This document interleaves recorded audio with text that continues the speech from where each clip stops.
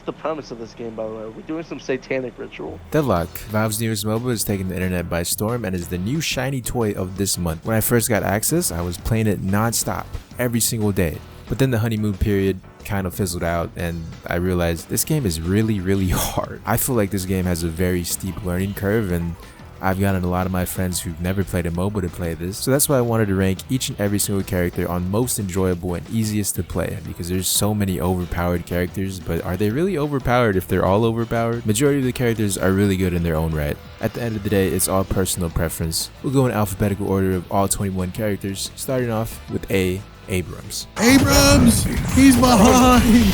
Come on! If we all focus him, we can kill him. A for Abrams. He's one of the tankiest characters in the game. He has a charge that pins you against the wall, melee lifesteal, and an ultimate that smashes you into the ground. Let me play Abraham. Let's get a game without that Kelvin. stupid blue ball. I'm actually so tired of seeing his face. He looks like fucking Winston from Overwatch. He does, Fucking he ass. does. He looks like fucking Sullivan from Monsters Inc. That's what he looks like. He does.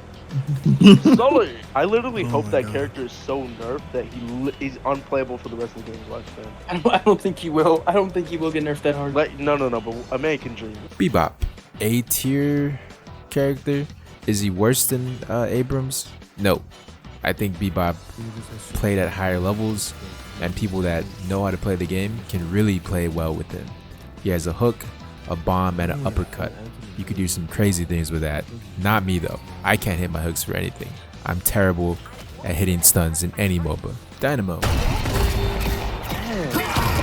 Let's go mid-road. Hazer's never touched that character. Nope. again. Nope. Oh my god, bro. Damn. First impressions are the best impressions. Look at his stupid little bow tie. He has no neck. D for Dynamo. I was right. Yeah.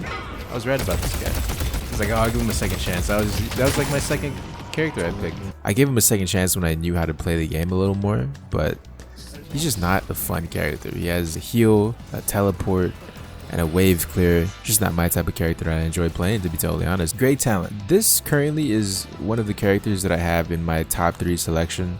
He's not a fun character. He's really annoying depending on who's playing him, but his survivability is what makes me enjoy him.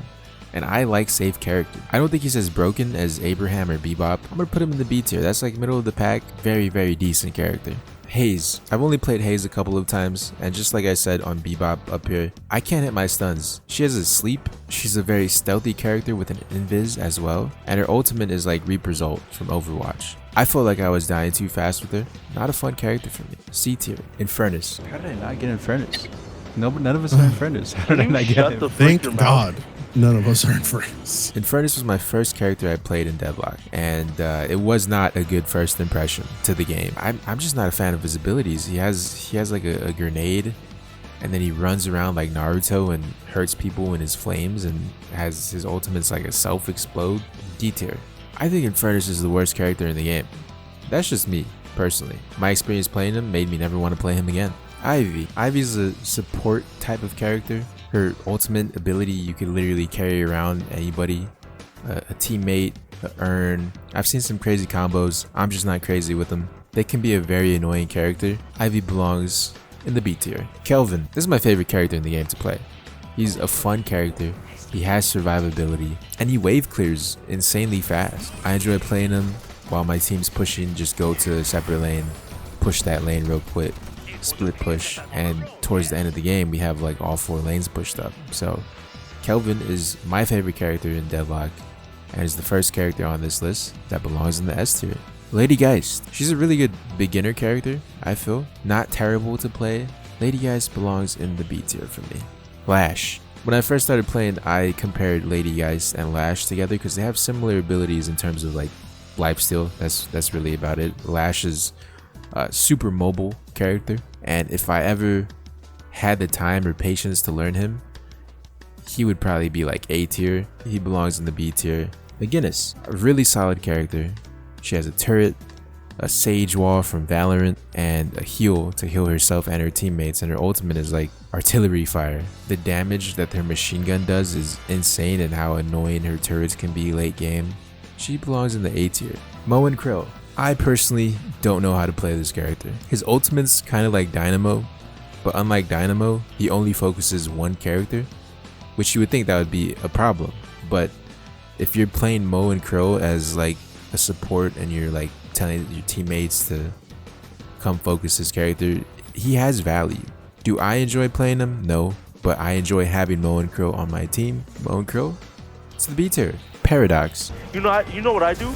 Oh, I switch the position, and this does no damage. This is an interesting character. You place a wall, you stun the enemy, and then you ult the enemy through your wall. I want to say B tier, but I think they're better than all of these other characters. So A tier.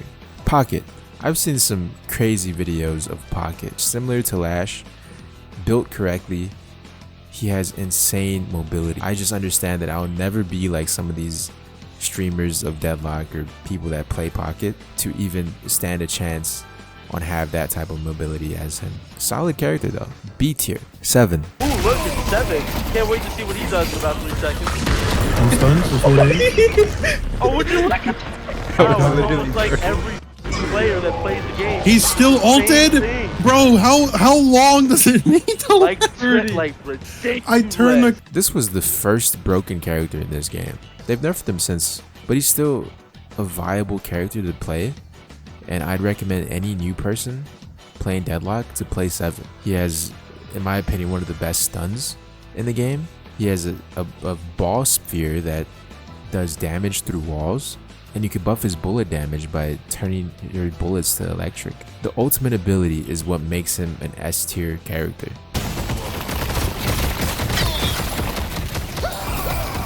This is how long it lasts? Is insane. Oh my god. Yeah. Oh my. Shiv. I'm not good at hitting stuns.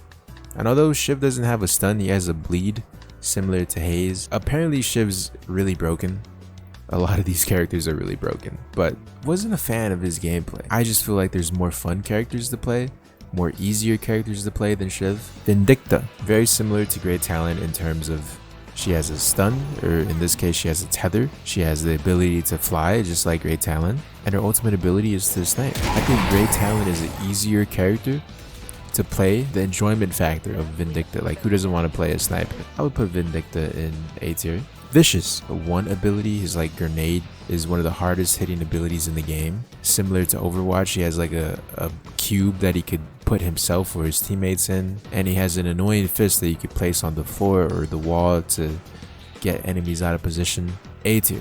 Warden. As I continued to play, and as I played players that weren't new to the game anymore, Warden just became very, very average for me. He was originally the character that I played where I wanted to do good and I wanted to live as long as possible, and I could get kills with him. As I put more hours into the game, people just knew how to counter. He's like Soldier 76, like a very generic commando character. Really easy to pick up and play. So he belongs in the A tier. Wraith. Wraith is very similar to Warden, very similar abilities as well, except for her stun, her lock is ultimate and Warden's isn't. I like having a wave clearing ability. Wraith doesn't really have that. She has a fire rate ability, but it's not as good of a kit that Warden has in my opinion. So that's a B tier for Wraith. Yamato. Oh my gosh, she said the Megan Thee Stallion song. You heard that? Hashiwa. Watashi wa sa. Very squishy. One of the characters with the least amount of health in the game. She can chase you down as she has a tether ability that hooks and really good at chasing and finishing. Her ultimate grants you invincibility for a few seconds. Can be one of the best characters. I would put Yamato in the B tier. So that's my Deadlock tier list. I'll rearrange this real quick. There we go. I rearranged the characters. So whoever's at the start of the tier is the best character in that list. So in my opinion, Infernus is one of the worst characters in the game, and 7 is the best character in the game. Let me know in the comment section below. Do you agree with my list? Do you disagree? Let's talk about it. What are some of your favorite characters in Deadlock? If you like Dynamo or Infernus, I'm sorry for you, but to each their own, and I respect that you play these not fun characters. Thank you for watching. I'll talk to you in the next one.